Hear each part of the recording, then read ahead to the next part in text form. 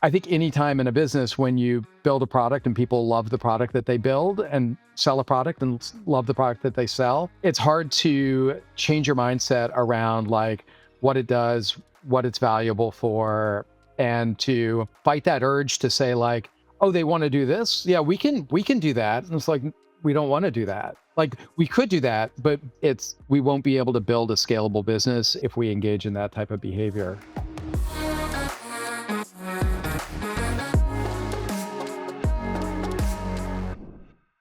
George Schlossnagle, great to have you on the show. You've got this fascinating background in mathematics. You have a math degree from Johns Hopkins, a master's from Brown, and then you went on to revolutionize email infrastructure. Um, Tell me, how does a mathematician end up building one of the world's biggest email platforms? Well, it all starts with a love story. Um, so, when I was in graduate school, I went to graduate school for math. Uh, I was intending to do a PhD in mathematics, and I wanted to be an academic because it's fun, it's cool. I really enjoyed the subject. And over the course of time, and especially, so I took a hiatus from that and was in the Peace Corps, Hmm. and while I was there, did sort of a lot of soul searching around, what I wanted to do, and so I had like two conflicting goals. So one was, I wanted to be an academic and do theoretical math, and then I wanted the woman who would be my wife to agree to marry me. And I think one of the big challenges in academia, at least if you're serious in it, like and seriously pursuing research, is you have very little control over where you end up. Hmm. Because you end up in these like hyper specialized fields, and if there's an opportunity to go and work with, one of the seven other people in the world who do the specific thing that you do, you really have to do that. So you have very low, as well as like, if you have a strong tenure offer from somewhere, or like a strong postdoc from somewhere, you really need to do that to be successful in that field.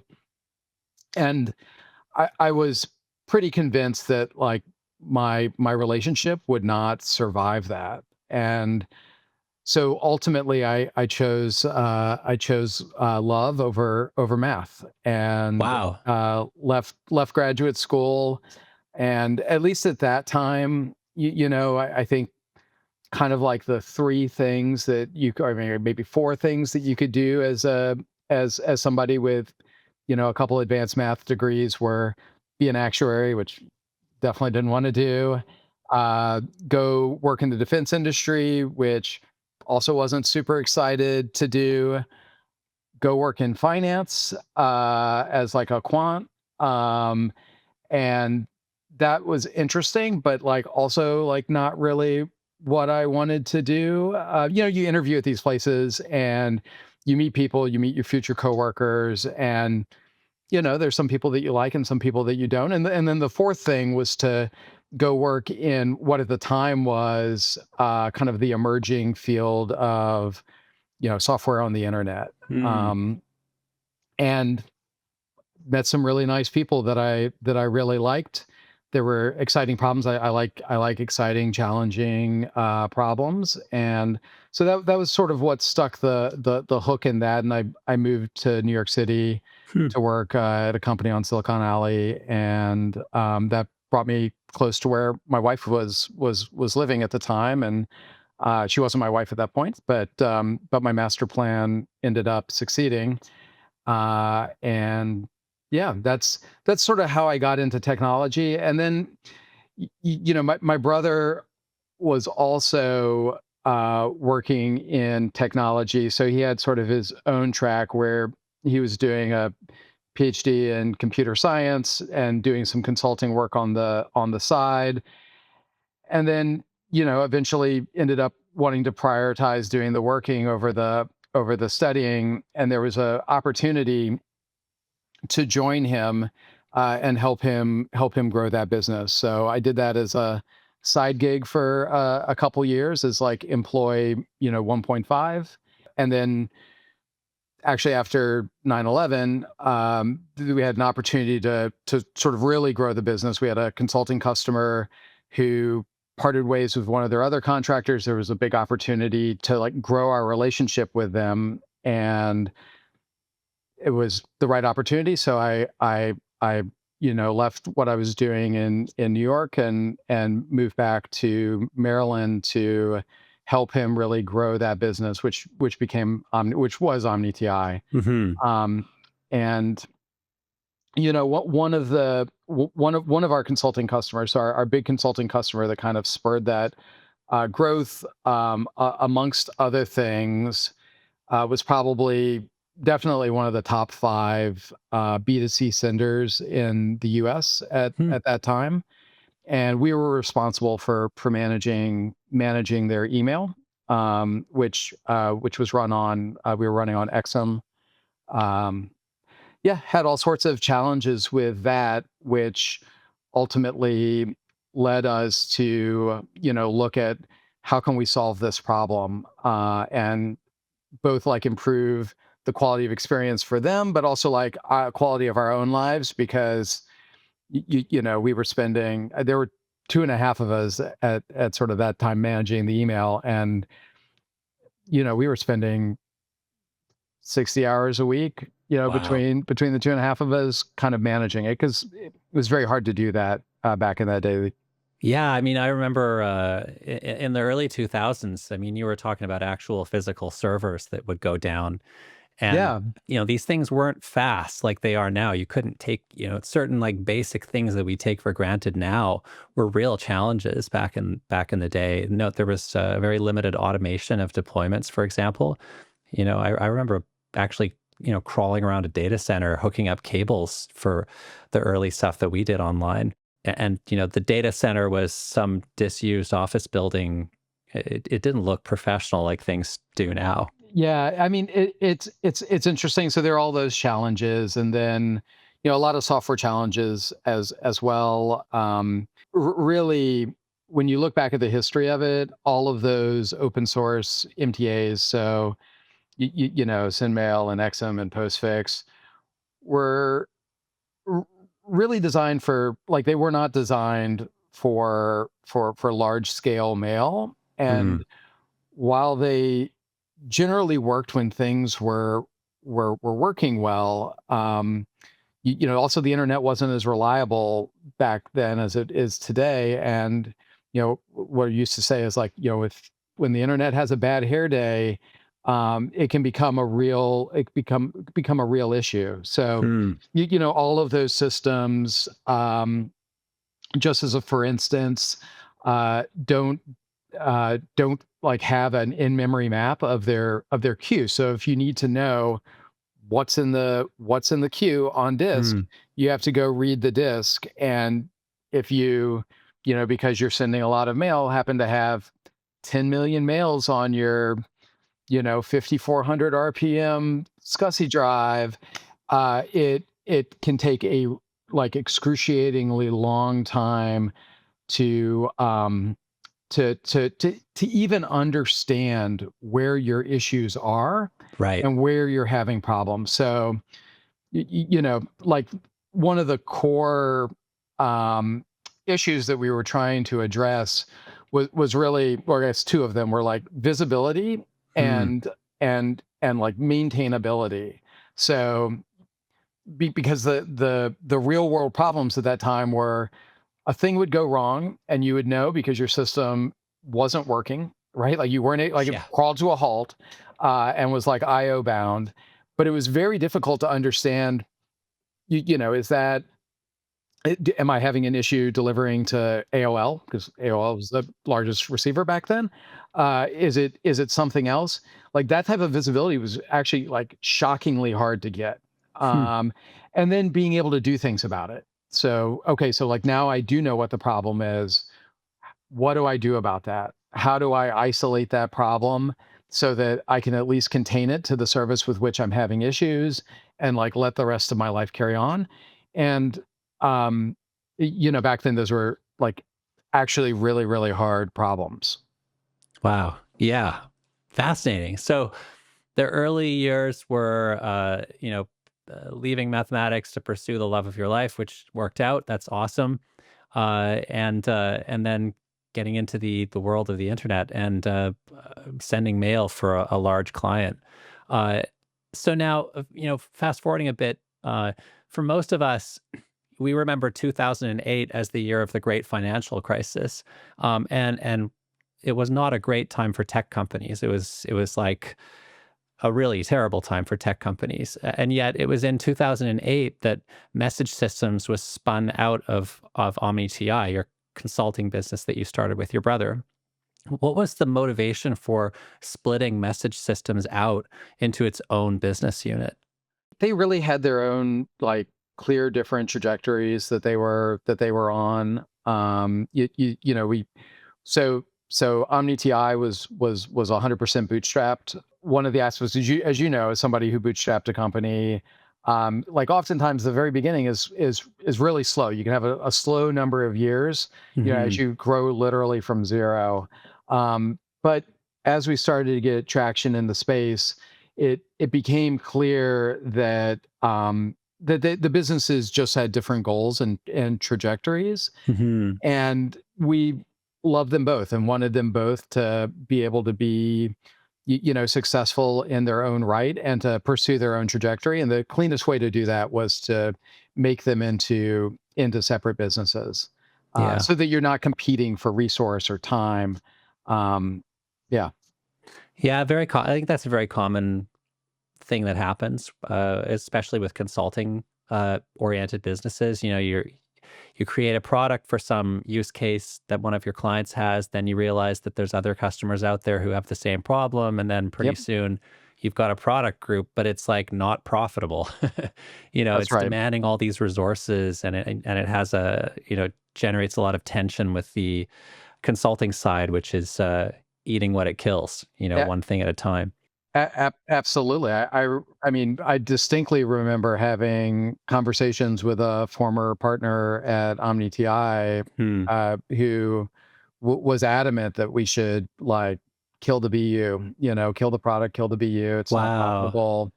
And, I mean, I think it's just symptomatic of exactly what you described, right? Yeah. Like product businesses and consulting businesses are very different. Product businesses like kind of have to start at a deficit and then Yeah. work up from that, and then ultimately end up having, hopefully if you do it all right, like really good margins and really good growth, scale like very independently from the cost basis generally.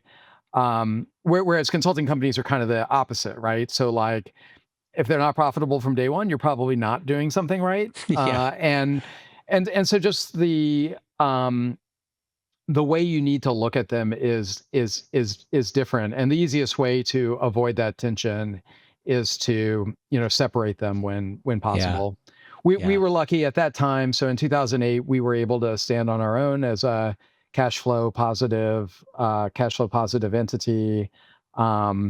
Yeah, so it made good sense. So around 2010, there was a lot going on in the messaging industry. I remember, I would go and visit various companies in Silicon Valley, periodically because we had partnerships going on or we were exploring partnerships, and your name, Message Systems, came up frequently on Oh, those trips. One thing. One thing that happened in the industry that probably almost nobody knows about is there was this company called Cloudmark that made a spam filtering software program that was in use by large mobile operators and telecoms and ISPs to filter large amounts of email traffic. And I know Message Systems had a partnership with Cloudmark. Delivering MTA solutions to these large customers. And then Cloudmark went along and bought a French company called Bazanga, and really, I just wonder at that around that time, what was that experience like? When a really significant partner of yours in the industry goes and makes an abrupt move like that and buys somebody else to effectively replace you in the equation. Yeah, I mean, I think none of that for us was unexpected at the time. And just to be completely honest, and I'm sure some of this is like hindsight being 2020, but that receiver space market, Mm. especially for carriers, is a really challenging market. You have very, very long sales cycles. Hmm. Those groups generally are cost centers within the businesses that they operate in, versus profit centers. So like it's really hard to get budget because they're enormous. They have a lot of negotiating power around unit economics, and so it's just challenging. Hmm. We service that market, and I think we serviced it well with a lot of high profile carriers Hmm. and some great OEMs. But ultimately, I think getting a little nudge out of that Hmm. market was honestly very useful. Interesting. Because I do think that, I mean, I know you operate in that space as well, so I don't want to crap on your market too much, but I do think it can be it's a very challenging place to be, and hard to differentiate yourself. Any industry in which every sale involves some kind of RFP and layers of bureaucracy is not going to be very comfortable. Yep.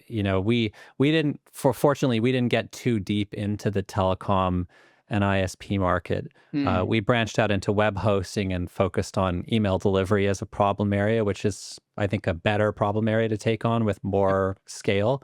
Yep. Uh, but yeah, that's interesting. That's interesting. So in a way, that shakeup might have been helpful in giving you a little extra encouragement to explore other areas that might have worked out much better, which in fact they did. Yep. And so in 2014 to 2015, after raising a bit of private equity in 2010, you launched SparkPost as a cloud service. Yep. Uh, After many years of selling on-premise email delivery software that was owned and operated by the customer. Now, in hindsight, with the benefit of hindsight, I think we can all say now, like, wow, of course, that was an obvious thing to make a shift to the cloud.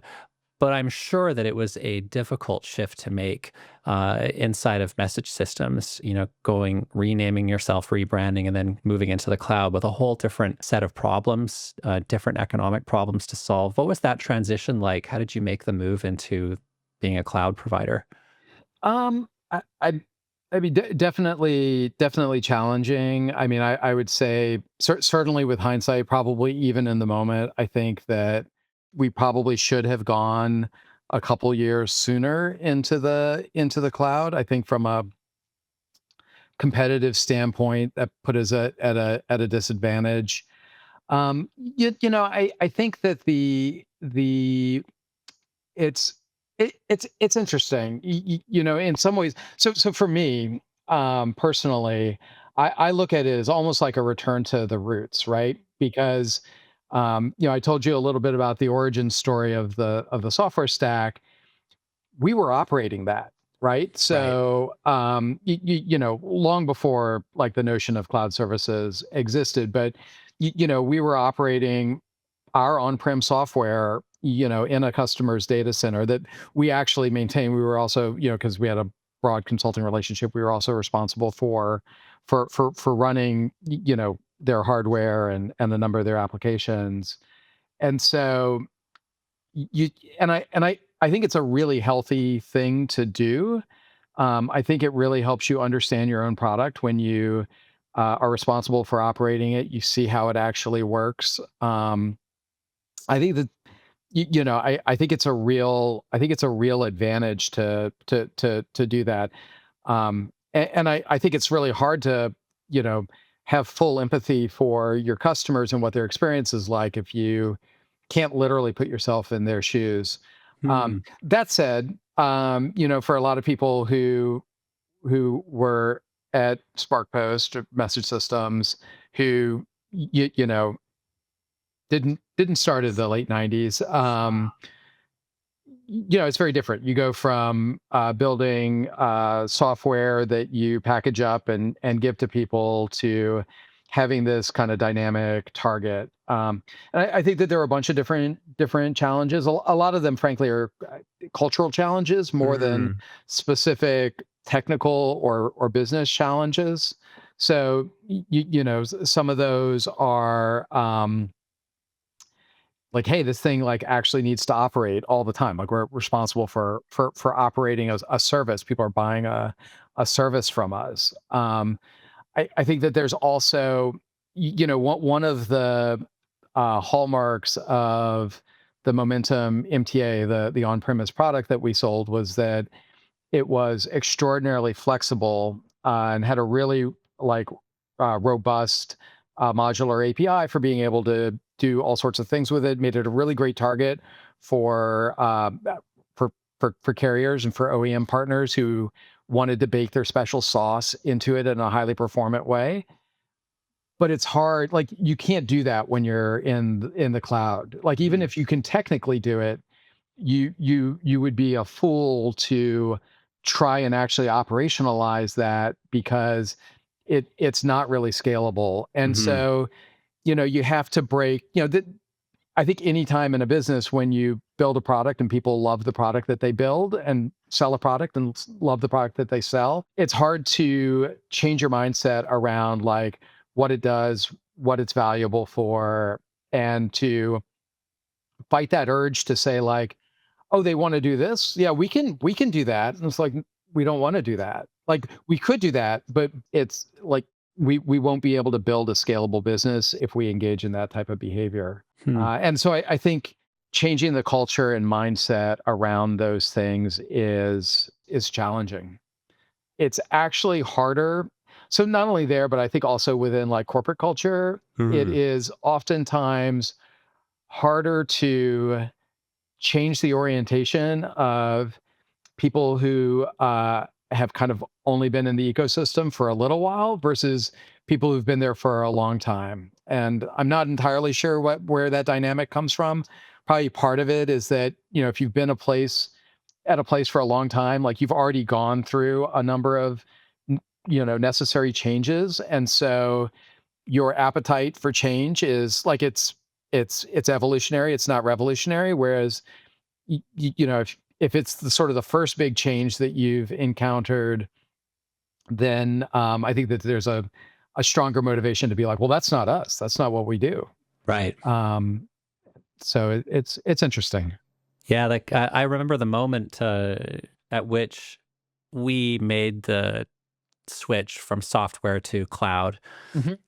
and I was sitting in the office, and I thought to myself, "Damn, you know, this stuff is working 24 hours a day. Like when I go home tonight, if something goes wrong, we're going to get called." I mean, we knew this, right? Yeah. But there's that moment when you realize, and I think the rest of the organization realizes, that there's something really fundamentally different about running something 24 hours a day as opposed to just chucking software out.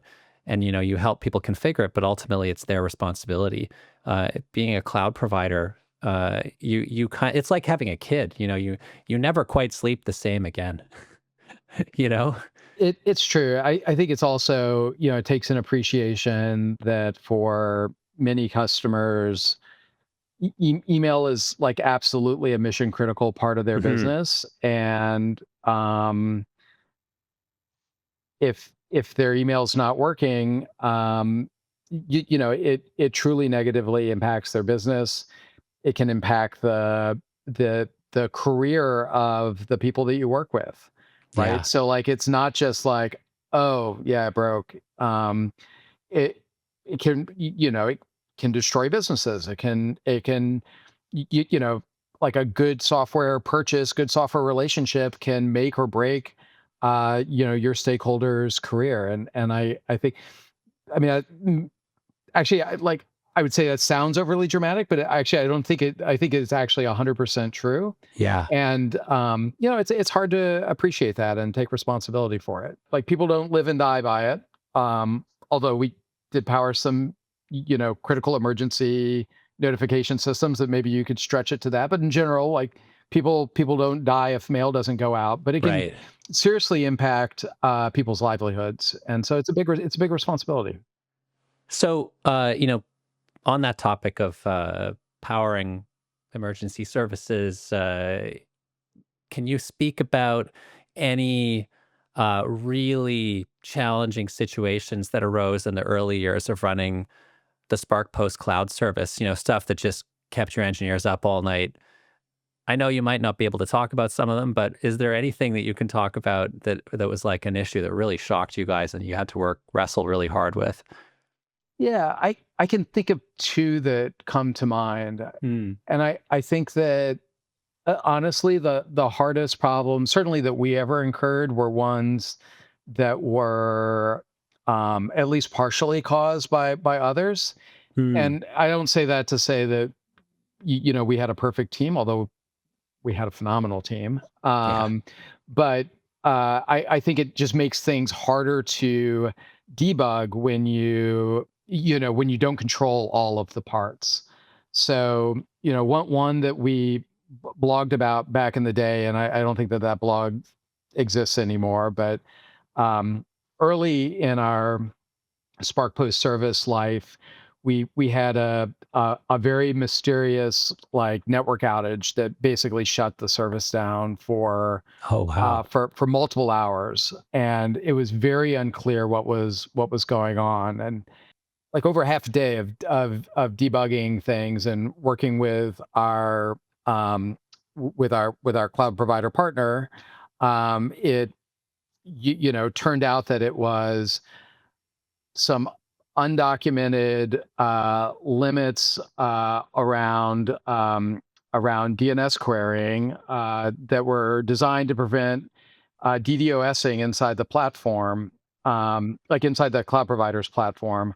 And as I'm sure you know, like particularly for outbound mail, it can be a very heavy consumer of DNS services Absolutely. because like on any given day, like yes, like 80% of your mail goes to 4 domains, but the other 20% goes to a couple 100,000 domains, Right. and you can really hammer DNS, especially if you kind of like take like a naive organic approach to it, where like you're resolving off of each individual MTA.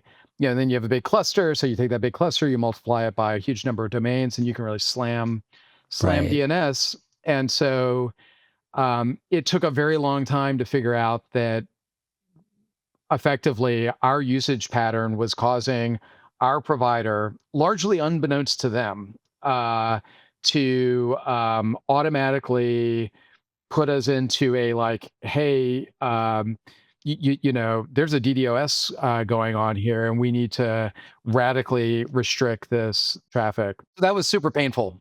Right. Yeah. And you have to reinvent the wheel while the car is driving down the road with DNS, right? Like Yes, it's not easy to just like do your queries in a different way when you're making millions and millions of queries a day.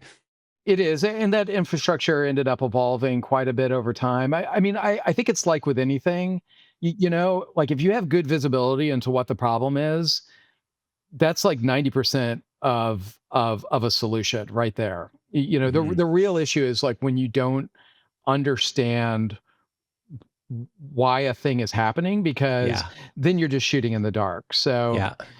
I think it took us, because it took too long, I think it took us longer to diagnose what the issue was than to end up, put in a crutch to solve it.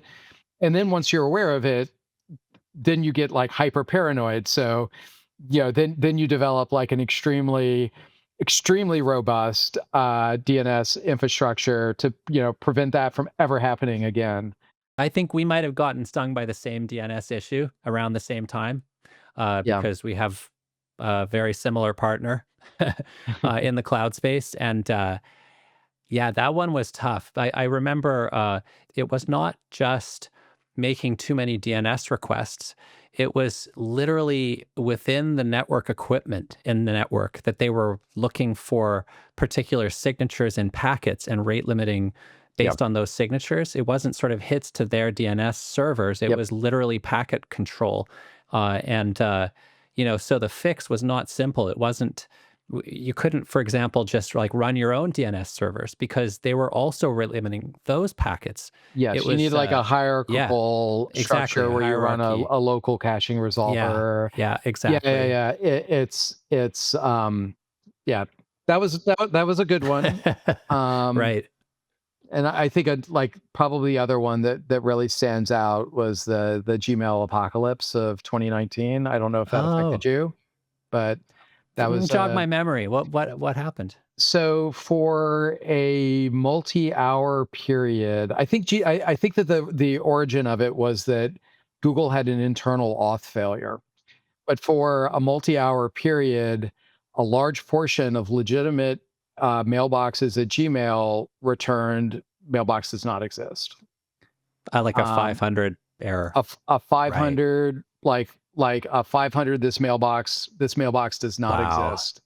Oh, And you know, like if you know anything about mail, which I know you do, that is a really awful situation, especially if you are a responsible mailer. And we were a responsible mailer, and we enforce those responsibilities in a lot of ways on customers. So we did automated bounce processing and things like that. suppression lists. Yep. Absolutely, right? Like we Hmm. don't want to allow we didn't want to allow that type of bad behavior of like sending to poor quality lists, sending to lists that you don't have the right to send to. Hmm. And one of the mechanisms for doing that was to have automatic internal suppression around hard bounces, Right. and as a feature. Yeah, Um, totally. but the nature of that error meant that like you and all of that, like the whole of that is conditioned upon what should be a really sound assumption, which is that Gmail will tell you the truth, Right. right? Right. Like Gmail's not going to lie to you. If they tell you an address doesn't exist, it doesn't exist. And so this was a really pernicious error that was like also had all sorts of cascading effects, right? So not only did it affect us, and again, when like you own all the parts of the problem, it's relatively easy to solve. So like we had good transaction records, we could back all that stuff out. That was fine. But most of our customers were highly responsible mailers and also wanted to suppress bounces out of their own list, right? Right. Because Right. it's a belt and suspenders type situation. They were glad that we could do it, but they wanted to do it as well because it's the right thing to do. So then like you also put that problem's been pushed out to thousands of customers who now have this like highly bogus data on suppressed users within their accounts. And it was a huge problem. Wow. It was a huge problem, and like a good indication. Like one of the other things about, I guess, probably just running a business in general, definitely running a cloud service is, um, it kind of like doesn't matter whose fault it is; it's your fault, Oh, yeah. right? Oh, Right. yeah. So when our cloud provider breaks our network because of undocumented internal like network protections, it's still our responsibility, which is fair. And when Gmail breaks, like it's still our responsibility because you came to us, you entrusted us with this service, and while we didn't while we didn't cause it, we definitely have to help clean it up Hmm. and take responsibility for cleaning it up because we're the experts. That's what you hired us for. The email space, being any kind of 24-hour a day email provider, whether it's like offering mailboxes or delivering mail or cleaning up mail, it is such a mission critical service, and people are so sensitive to downtime and errors. Yeah. I think customers get angrier with their email provider than they might with other kinds of providers. Like even with their web hosting provider, if your website is down for 15 minutes, it's okay. I mean, like you're going to recover from that. People are going to come back. But if email is down for 15 minutes, such that people are getting non delivery receipts, like hard bounces, that is going to have ripple effects that cause damage for your customer and their users in a different kind of way. Yeah, I mean, I think part of it is, it's like the nature of email as this like asynchronous persistent service that causes this. So like when your website goes down, like yes, you can't access it for 15 minutes, but when it comes back up, it's like it never happened, right? Like if you weren't Exactly. around for that 15 minutes, Yeah. then it literally is like it never happened. Whereas with email, it's different, Hmm. because all those problems carry forward. Like may go into your list hygiene and management issues. You know, even on like an individual like recipient basis. Like now, like I tried to mail this person, you know, person to person, and I got a bounce. Like, do I believe that? Do I not believe that? That bounces in my mail for you know my mailbox until I delete it. So like, you know, the visibility of the problems, I think, like lasts a lot longer, it persists a lot longer. Yeah. It's email is a challenge. Yeah. Let's fast forward a bit. You know, SparkPost obviously worked out. You know, you guys did additional private equity rounds, eventually reached a fairly significant scale as a company, and then uh, during the pandemic, MessageBird came along and acquired SparkPost. How did that happen? I mean, obviously, I know acquisitions. There's a lot of confidentiality that things you can't talk about. But generally speaking, how did that happen? Why did they? You know, I think that there's a period of consolidation in the platform as a service space. So shortly before that, um, Twilio acquired SendGrid. Well, it technically didn't happen until after our transaction. At the same time, Cinch was acquiring Mailgun, and so Right. you know, I can't reach into the mind of the leaders of Bird or Twilio or Cinch, but I think that consolidation definitely, you know, these things happen in waves. Yeah. For somebody who'd been running his company since the 1990s, and actually working with email since about 99, what was it like to sit down at the closing and sign that final document, and hand the keys over? I mean, honestly, it was good. It was we worked in that space for a tremendously long time. Hmm. You know, through ups and downs. And so you know, like no regrets around that. I think it also helps that we had a comprehensive employee stock ownership program or stock option program. So, you know, everybody was aligned. So, you know, it ended up being a really good transaction for employees, for investors, for founders. And like what kind of like what more can you ask for? Yeah, absolutely. I mean, it does seem like the numbers were great. It was $600 million exit. Uh, Yeah. I know the multiple might be a secret number, but certainly a really healthy figure that left a lot on the table for employees to participate in and investors and whatnot. That's definitely not always the case, uh, Yeah. and uh, and it happened at a time during the pandemic when there was a real froth in the market, a lot of M&A going on, probably the most fantastic timing. So what's next for you? What have you been doing in the years since SparkPost got acquired? Yeah, I mean, so professionally, I've been doing a lot of advising and some board work, both of which I really enjoy. A little bit of technical diligence work, which I also enjoy. Um, you know, right now I'm loving that, and but both kind of like the diversity of intellectual challenge that comes with like learning about a bunch of new businesses and in some cases new spaces, new like parts of the email space that you know like wasn't as familiar with as I was with sending. So that part is really great. Also love that it affords me good freedom to do a bunch of stuff that I couldn't do in the you know preceding 25 years. So, I'm an avid landscape and nature photographer, and I've been able to spend a lot of time doing that as well. And so I think achieving that balance has been really nice. I also really love, like, I can go grocery shopping with my wife. Oh, yeah, you finally I get to spend time with her yeah, after all the I entrepreneurial years. yeah, my daughter graduates from high school this year. Been able to spend a lot more time with her than than I had been able to when I was. I mean, you know how it is, like when you're working a startup.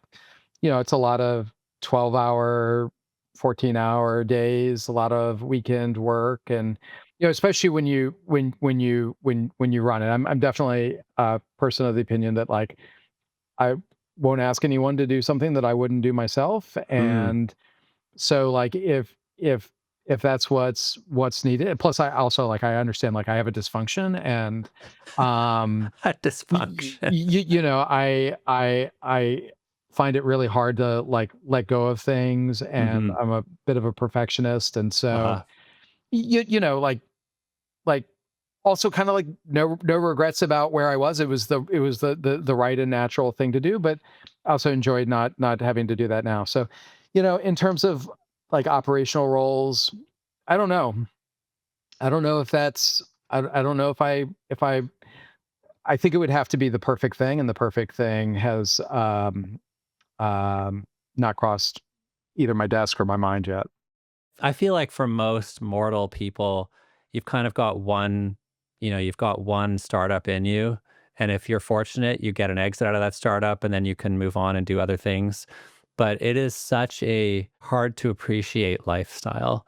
Uh, you speak about Yeah. working 12-hour days and on weekends. For me, the impact is more the fact that you're always thinking about it. You're always thinking about it. There's never really a time when you can switch off. Your holidays aren't really holidays because there's always that one call you have to take or just that thing that you're thinking about that you can't leave behind. You've got this big thing running underneath you. Yeah, I think you just have to make peace with it. I Yeah. I I mean, probably for the first 16 years of running things, I pretty literally never took a vacation. Yeah. And then once I moved from the CEO role to CTO role, Hmm. and brought in Philip Merrick to be CEO, and as well had, like, a broader like strong leadership team.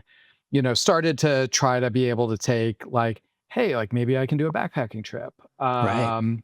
once every 2 years. And I will say that, honestly, like, again, probably part of a dysfunction, but I found that traveling with my family as an entrepreneur was a lot easier if I didn't turn it off. So if I Hmm. turned it off, it kind of ruined it for everyone, because I was very Huh. stressed. Right. Like, you don't know what's going on, you feel Yeah. out of control, and it's really hard. You also, like, oftentimes come back to things that you didn't expect, and like, it can be really difficult. And so, for at least for me, and again, this is not for everyone, but for me, I found it worked a lot better if I just budgeted a little bit of time. So, like, the rest of my family likes to sleep in. I'm a relatively early riser, so if I budget myself an hour in the morning to, like, kind of go through email, and at least be aware of things and Hmm. figure out, like, hey, do I need to respond to this now? Do I need to respond to this now with a, like, I am aware of this and will respond to it later? Can I just, like, leave it lie? That for me was really helpful. Like, it made it made family vacations, I think, a lot more tolerable for everyone. Yeah. Yeah. I So can I can relate to that. You can't really fake it. If you are an entrepreneur, if you have a company, it's on your mind all the time. Being straightforward about that and letting the people in your life know that you need to take some time for it is probably a better thing to do than pretending it doesn't exist. So, is there any time in your life for mathematics anymore? Do you spend, are you reading papers? No, No, no. no. I mean, I'd love to say that there is, but no, not really. It's interesting. I mean, my son's in college now, and so it's like as much as you can with a 20-year-old, like try to talk to him about my own educational experiences and the like lessons that took me a long time to learn. And one of the things that I've told him and I tell other people is, I love my education, and I think that it provided me a really solid basis for approaching problems, because fundamentally mathematics is about um, like understanding the conclusions from a given set of data. Like that's kind of Hmm. like really at its heart what mathematics is all Hmm. about. And I think that that's a fun, like a really foundational, like awesome skill set. Also, I think in my professional career, definitely until I started like taking on ad hoc management of our data science team post the Bird acquisition. Like prior to that, I think I used like stuff that I think the number of times I used anything that I learned after freshman year in college was maybe twice. Yeah, yeah, yeah. Like maybe twice. Like in terms of like specific things. Yeah, ordinary differential equations and stuff, theorem proving don't really come into the picture very often. They don't. Yeah, I think that the approach to problem solving like 100% applies, right, and right. I think that has served me well in general in life. I like to think of myself as a good debugger and problem solver, Hmm. and I think a lot of it is supported by the type of thought processes that you develop when you do that. But in terms of yes, so like hey, like how can I apply real analysis to a situation? It's like doesn't happen. Yeah, And I wasn't a statistician. If I was a statistician, like maybe. right. Um, so like even with a lot of the advances in data science, I mean, first off, like a lot of that stuff is just like really large linear algebra.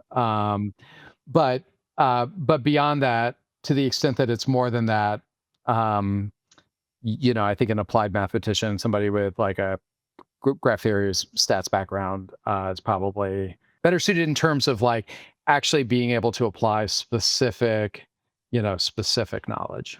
Yeah, interesting. Yeah, I always think it's hard to take the X out of the Y. And whatever your X is, it's how you'll live your life. So if you study, if you did 2 math degrees, you're going to be applying the principles you learned to everything. And I find that in my work as a CEO over the years, I I can't take the programming engineer out of it.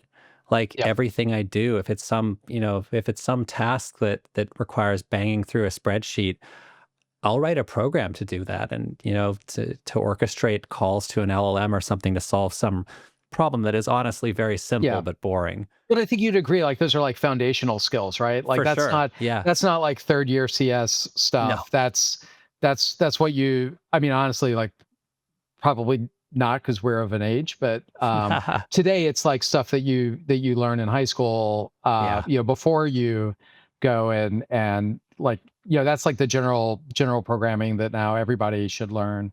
Right. But I agree. I mean, all like we're all a product of our environment, and I think we're the richer for it. Yeah. Well, I think we should end it there. George, it's been a real pleasure talking to you today. Thanks for coming on the podcast. Yeah, it's my pleasure. Thanks for having me.